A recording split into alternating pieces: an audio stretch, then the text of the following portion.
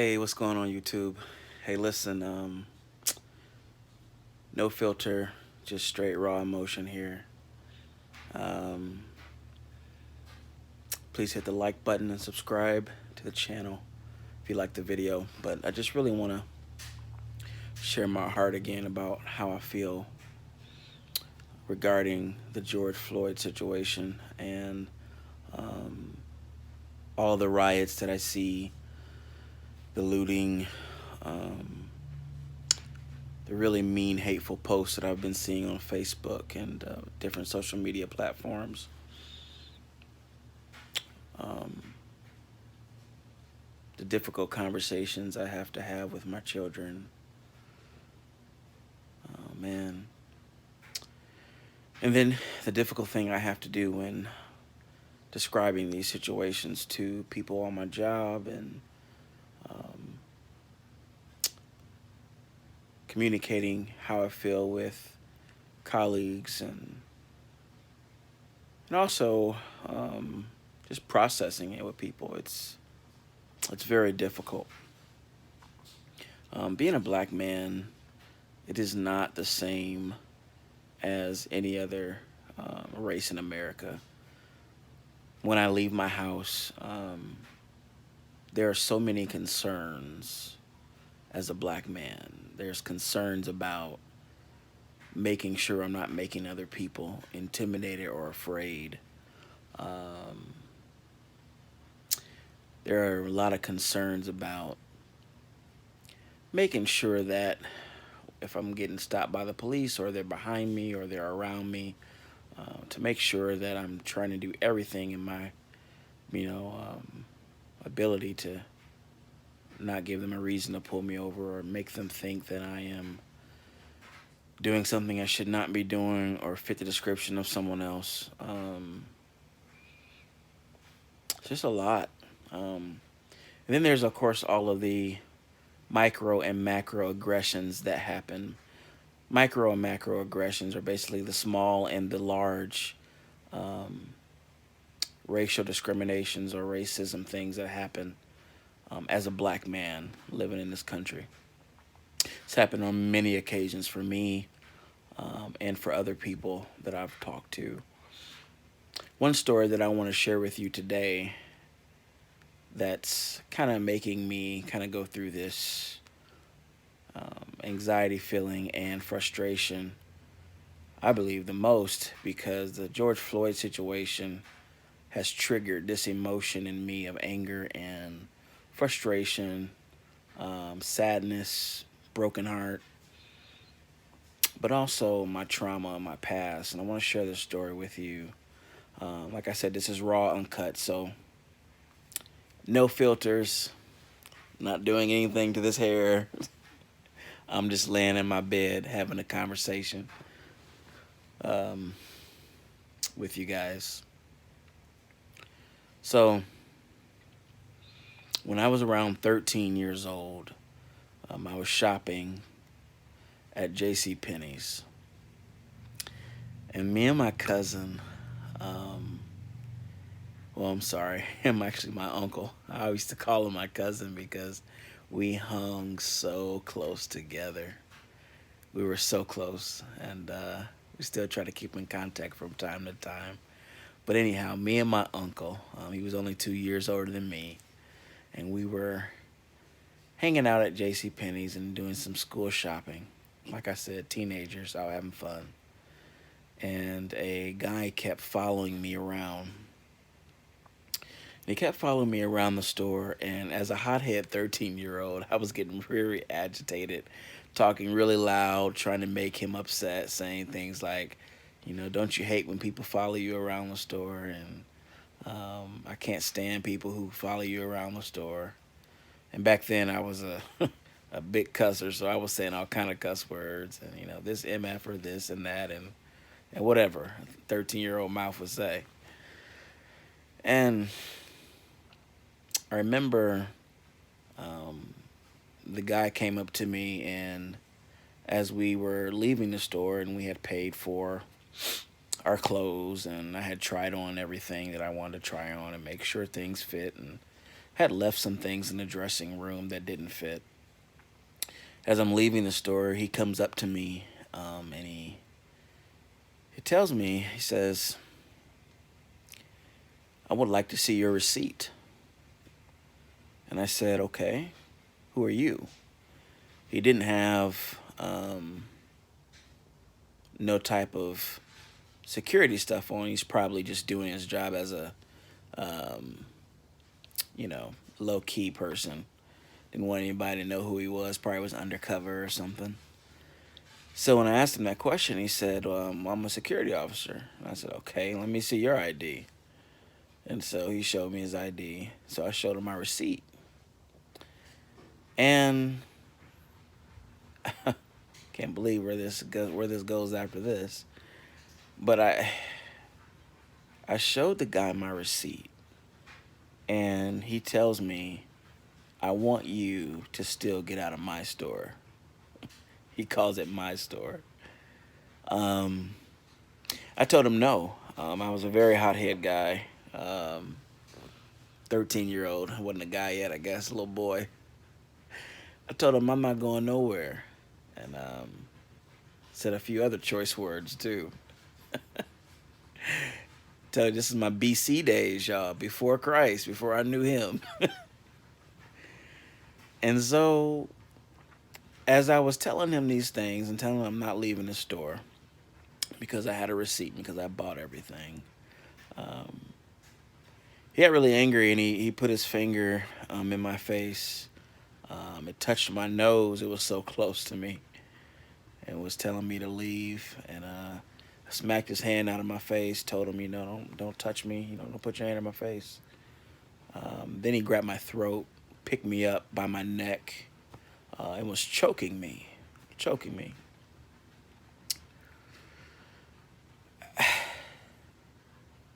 It had to be the strength of God. Like, before I even knew or I even, you know, could even have a relationship with God, he was still watching out for me. But gosh, God must have gave me some power, because as he was choking me, I broke the chokehold with my elbow, reached up, bow, broke the chokehold. Um, Picked the guy up, threw him into a clothing rack, um, and he got up, rushed me. We were tussling, trying to wrestle each other to the ground. Then something came over me where I literally just said, "This is enough. This is not going to end well." So I just gave the guy both of my arms, as to say, "Cuff me." I don't know why I did that to this day, but I did.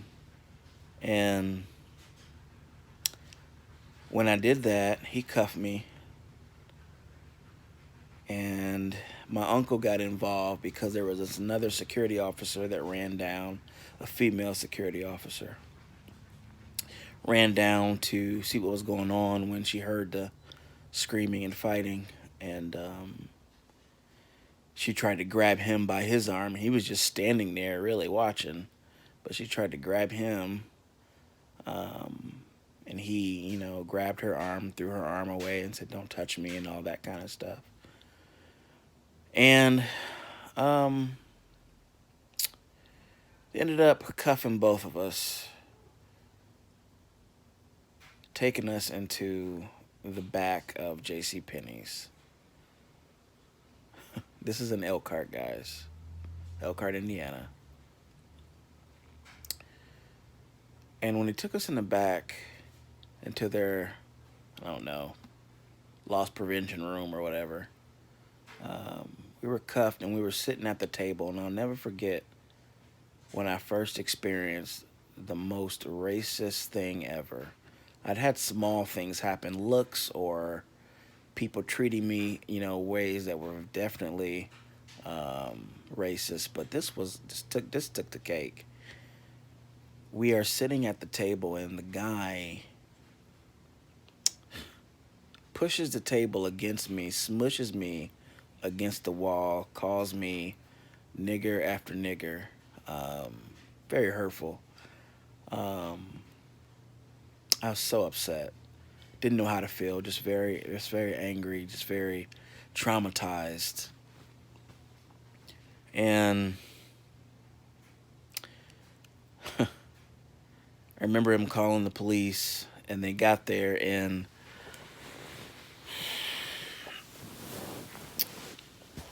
I, honestly, I actually believed the police was going to help me.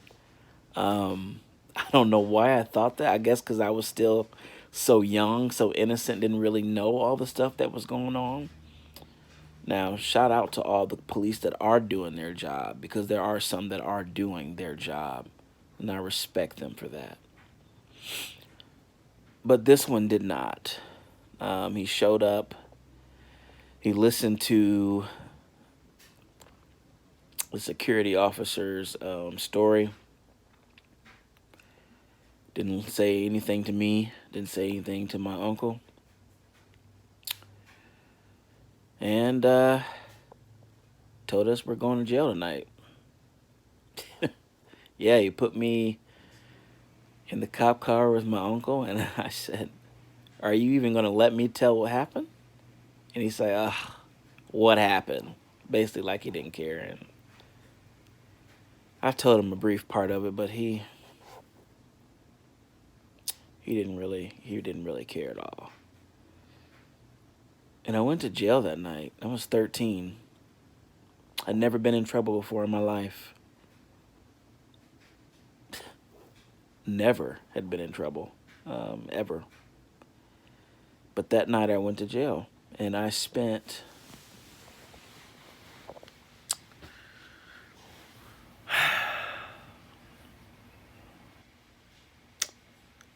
it's kind of hard even talking about it. But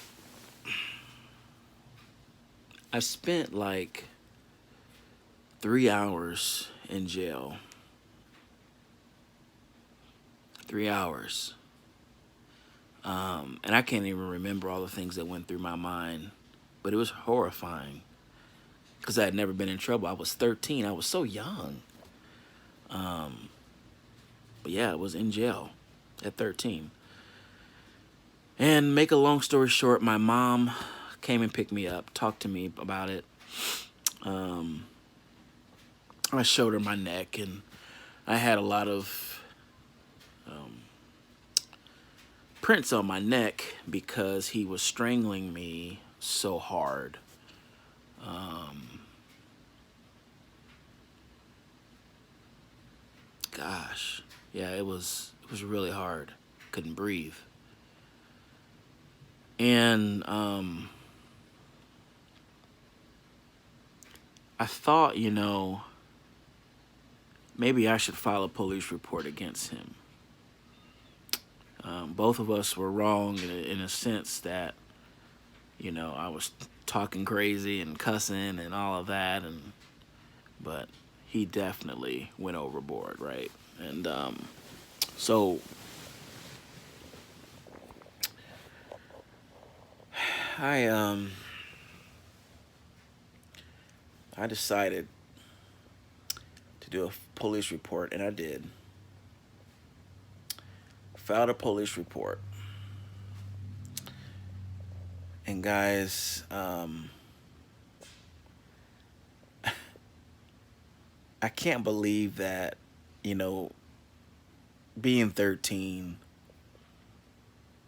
just the wisdom that God was giving me is amazing. Like, there's no way I could have known this. We were poor, grew up very poor, didn't have much at all. I was the first person to even go to college in my family, and so because of that, there was not a lot of education around what to do around the criminal justice situation. So, um, I filed the police report, filled it all out, did everything I was supposed to do, pretty much by myself, and I think my grandmother might have helped me a little bit, or my mom, and Submitted it, gave it to the police, and got a public defender because the police said that there were reports filed against me as well. Um, so I would need a public defender, and I first had tried to get a real lawyer. Of course, we couldn't afford it, so there was a lawyer who said he would take our case for free, um, but um, we could pay him later in installments or payments or something like that. Once we was able to pay him. 13, I'm like thankful that there's some kind of support, some kind of help, and because like I said, I had never been in trouble, never went to jail before in my life. So I was terrified of what could happen to even go to court. And so I get to court, fast forwarding a little bit.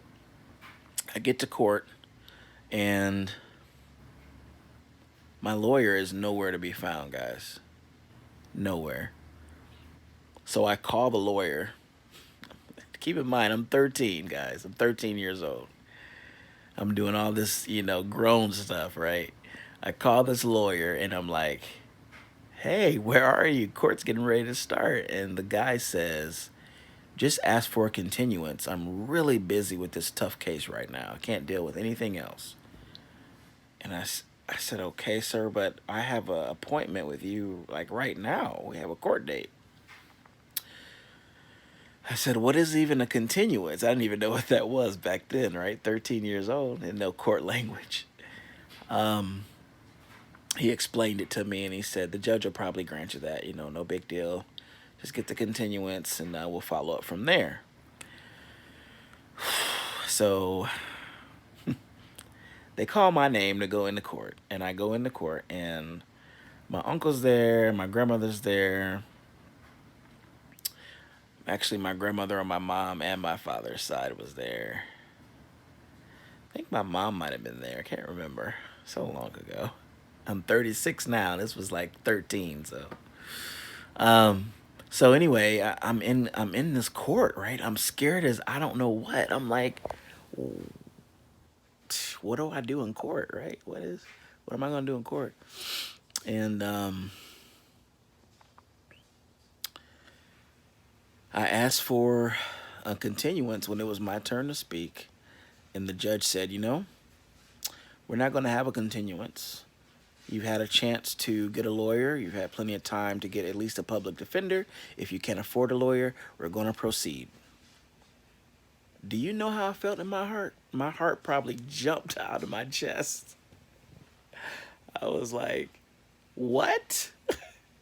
So I have to be my own lawyer, is what you're saying, basically. So again, God was with me even before I knew him, because the wisdom he gave me taking that stand and asking questions was amazing. I was able to catch the guy in three lies in front of the judge. One of them, I'll share one of them because for the sake of time. But one of the lies was when when the court session started, I said, everyone, I just want to say um, that this guy, and then they said his name, grabbed my throat and squeezed me really tight. And I said, I want the whole court to hear what his response is to me asking him the question of him grabbing my throat. So I said, Mr. So and so, at any point in our situation, did you grab my throat? And the man said, no, I never touched your throat. Well, throughout this hearing that we were having, come to find out that he got so heated and so upset during the time that we were talking, he says, and gosh, he was lying so much. Man, bless his heart, he was lying. He was saying, man, the guy just kept beating on me and punching. I never even hit him one time. I threw him one time, and we were wrestling to the ground, but there was no punching. But he said I was punching him and punching him and punching him and punching him and punching him so much. In order to gain control, he had to grab my throat. I stopped him right there. I said, wait a minute. Hold up. You just told the whole entire court at the beginning, you never grabbed my throat. He looks over at the judge like this. Judge is like, well, answer the question. So he answers the question and he says this. Oh, I just left that out. I forgot that. What? Come on, guys. So anyway, called him in two more lies, by the grace of God. And I thought at the end of this, you know what? I might actually have a chance of winning this. Like, might actually not, you know, go to jail or something. I didn't know what was going to happen. I was 13, right? I didn't know. So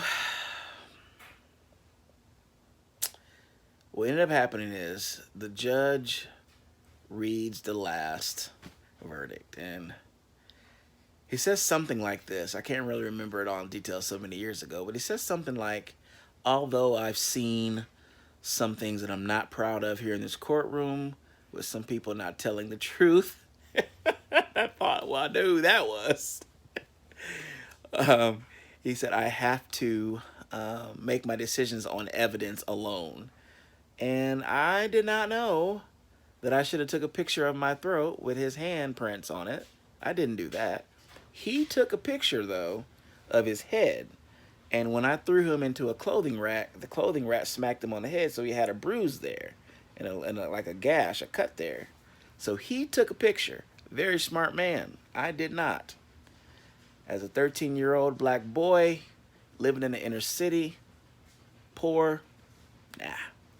That didn't even cross my mind. Didn't even have a camera. But anyway, he said, because of the evidence, I'm going to have to charge you, Dario Sterling, with battery. I was like, oh my gosh. Battery. 2 years of probation. I was like, I was through. And I had to do it. I had to do 2 years of probation. I had to pee in a cup every month. I had to see a probation officer. And by the end of that, probation officer said something profound I'll never forget. The end of our 2-year period. She said, you know, you never got in trouble anymore the whole time that I was with you. And you always complied with everything. All the community service hours you had, cleaning cop cars and washing ambulances and all of that. You complied with it all, and you never, ever got in trouble.